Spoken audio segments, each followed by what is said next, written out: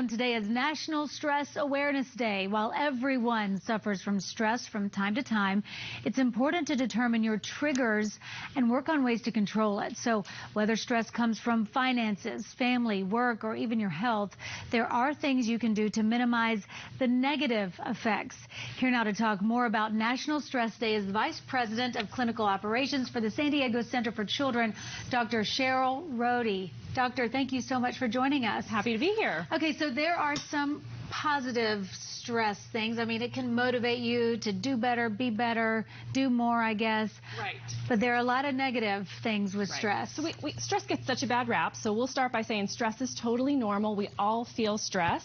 Some level of stress is good. Like you said, it can motivate us, it can focus our attention, right, so that we can do a great job on things. But it's when that stress gets to be too intense or too frequent, or we don't get a break from it, that it can start to have really negative effects on our physical well-being and our emotional well-being. So how do you identify the triggers and try to minimize the negative effect? Because, I mean, I know what stresses me out, but, I mean, I got to deal with it. It's life. So how do I deal? The first thing is to recognize it, right? Recognize that it's having an impact on you. So that might be paying attention to where you feel it in your body, right? A lot of us hold that stress in our back and our shoulders. We get headaches or tension in our jaw. Oh gosh, I'm feeling that stress. Other people feel it in their stomach, their GI system, right?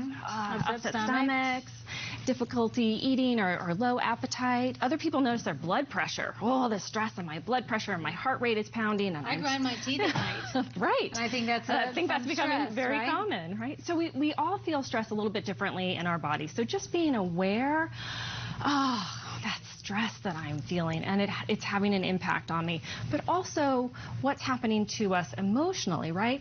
Oh gosh, I'm feeling a little anxious, or I'm feeling really anxious, or I've had this stress going on and it's making me feel a little bit down and low energy. So being attuned to how we're feeling emotionally about it as well. And so what can we do? It's okay to vent to your friends. Oh, there are lots Call your mom. Yes, so that's the good news. There are lots of things that we can do. So the first is to recognize it. And then I say, take a break. Okay, I'm feeling stressed.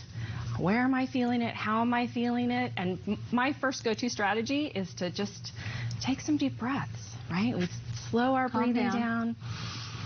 It sends good signals to the rest of our body, physically and mentally. Hey, we're not in a crisis. It's not an emergency. I can handle this.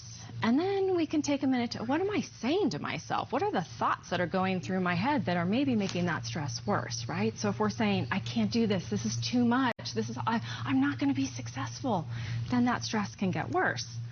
So what's some positive self-talk?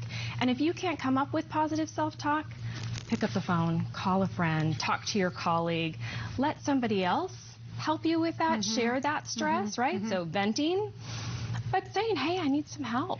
Right? And maybe that colleague is going to remind you, you're great at this. You always handle these things. That really can help us turn it around. Yeah, absolutely. Okay, so we're going to link you guys at home to the San Diego Center for Children, because you offer so many programs, outpatient therapies, all kinds of stuff, support groups to help people deal, because these are stressful times. It's okay. It's okay to admit and it. children feel stressed too. Yeah, so sometimes we think of it as an adult problem, but we have to remember that children at all ages experience stress as well, and they might not be able to put that into words as easily as we can as adults. And parents need to know, well, what are some strategies that I can use at home? Recognize it, How can I model it, and how can I guide my child through stressful times? Cheryl Rohde, thank you so much for joining us. Okay, we're going to link people there.